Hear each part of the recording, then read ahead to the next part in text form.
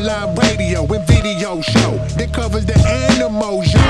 Urban Jungles Radio. In case you didn't know, well now you know, fo. Danny Mendez, that's the host, an intelligent and good-looking guy you don't wanna mess with. Cause if you do, oh man, you're gonna end up looking toward the sky right quick. We're back! Woo! Yeah, motherfuckers, we're back. Oh, so long overdue. My God. I forget how to do this. Oh, seriously, I guess we just gotta start anew. Welcome, my jungle junkies. Across the world, you have been long missed. And please understand, not abandoned. No. It's been a metamorphosis. It's been an evolution. This is beyond evolution. This is like some Have we nuclear jumped waste. millions of years? This is like some straight out of like the Hudson River kind of evolution. Oh my God. This is evolution on a scale which I gotta wipe the PCBs off of me, man. you do not even understand what kind of an evolution this has been. But of course, it is one that is going to be moving us forward. So I, for one, am happy to welcome it and welcome you, our jungle junkies. We definitely missed your asses. Yes. And this year was a good year. It was we weren't sure how everything was going to go this year based off of the way it landed and ended last year. There was just a lot of drama and realistically just a lot of bullshit. People got. That's what it usually is. People got their egos in a fucking knot, and they couldn't take it. And I think that's just really what it really comes down to. And the fact that some people that were involved didn't want the location moved because it was closer to them. And then if it was moved, it'd be too far away, and it'd be whatever bullshit. These people seemed to have forgotten that it's not about them. It's not about you. It's not about me. It's not about Bonnie, and it's not about Don. It's about saving these animals that are being driven to the brink of extinction in their areas because of ridiculous, backwoods, archaic thinking and philosophies. Stupidity. Egos, stupidity. Just all of it. And all of it comes at the expense of the animals. In the meantime, it's been a huge distraction for the animals, and it sucks. It sucks. It really does. So, to sum up my entire trip to Texas, give me that camera. Bring that camera a little bit closer. Sorry. Here we go. I can't wait to fucking get back there next year. Dude, the food. Oh my God, do I have time? What time is it? Oh my God, I guess I have a couple minutes. I could talk a little bit about the food. Holy shit, dude, the food in Did you have Vegemite? I did. And I had it the proper way. All right. I first had Vegemite in Fiji. And when I was staying there for a while. And I tried it. And I was very enthused about it. From all that I've learned from men at work and everything else in life. I knew that Vegemite was the shit. And so I tried it in Fiji. And I was disappointed. So I was probably better. And I was disappointed. It was not at all what I thought it would be. And sadly, I resigned to the fact that I would not like Vegemite. Okay. Then I came to Australia, home of Vegemite, right? Like all that is Vegemite. Right. And Steve, it's pretty funny, dude. Steve is he's such a perfectionist about home prepared foods. If I have more time, I'll tell you more about that later. But he prepared Vegemite for me the proper way, right? Okay. On warm toast. With this is exactly how it's explained to me. It's like properly toasted, golden toasted toast, and then it's a thin layer of butter. Okay. Just enough to stick to the toast, not enough to saturate it. Okay. Then the Vegemite spread evenly throughout, and kind of at this point mixes a little bit with the butter.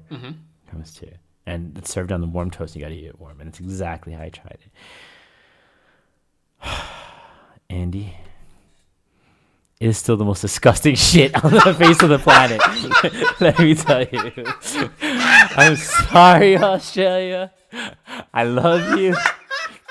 I love you guys to death, and everything is awesome. And fuck, your food's out of the world, but your Vegemite sucks ass, man. It really does, and it was not good. It was not a good experience at all, and I also wanted to mention you were talking about Scott and Ty Iper. Yes. just wanted a shout out to Scott and Ty and Nature for You. Yes. We Ty has actually been in touch with us, and we now have, I guess you would say, an Australian sponsor. Yes. Thank you so much, They Nature for You. Scott and Ty Bonnie, I got to tell you, they are just extremely passionate people, especially when it comes to wildlife. And in the little time that I had, unfortunately, everything was a real whirlwind when I was in Australia. But in the chats that I had, especially with Ty, she's so distraught over what happens at the roundups. And it's really wonderful to see the world paying attention to what's happening, and much of what she has learned has been through the folks, especially at Texas Rattlesnake Festival, all the work that you guys have done collectively, and it's a really good indication of how the world is seeing what's happening and is ready for change. But Scott and especially Ty, they are such huge supporters of the festival, and they are completely just aghast at what happens here in the U.S. still at these rattlesnake roundups. And so they are huge fans of the festival. I'm so happy to hear that. They are sponsors. They are wonderful people, and exactly the type of people that you want to see backing an event like this, which is so firmly rooted in passion. Yeah, it's great. Ty is such a sweetheart. And I want to ask everybody to please go visit their website, support them, encourage everyone to support them. They do have a link on their website. I'll have some information about Texas Rattlesnake Festival, as well as a link to donate to help us out with the next event. And I'm forever grateful that they've reached out to us like that. Yes, they're fantastic. So now. Yeah, I want to get back to the 2016 festival, and I just want to say, I just really want to reiterate, you've used the word family a couple of times tonight. Texas Rattlesnake Festival, as everyone knows, moved to the Houston area. Just had our first festival in Houston in March. We did have a change in some of the volunteers. We still had some of our absolutely phenomenal previous volunteers. We walked away from 2016 absolutely feeling like a family. And I just have to say thank you to all of the incredible volunteers that no one felt like nothing was their responsibility. If something needed to be done, somebody was doing it. It was probably the easiest run event that I've ever been a part of, and it's completely a result of the amazing volunteers that walked in that door. Oh, that's fantastic to hear. Yeah, and then I have one other thing.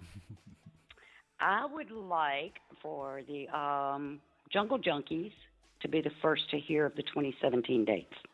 Oh, exclusive. And we are official. We will once again be at the Lone Star Convention Center in Conroe, Texas on April 22nd and 23rd, 2017. Mark the calendars now. There's no excuses. It's going to be bigger and better than ever. Every year gets better and better, and we've got some really cool things up our sleeves.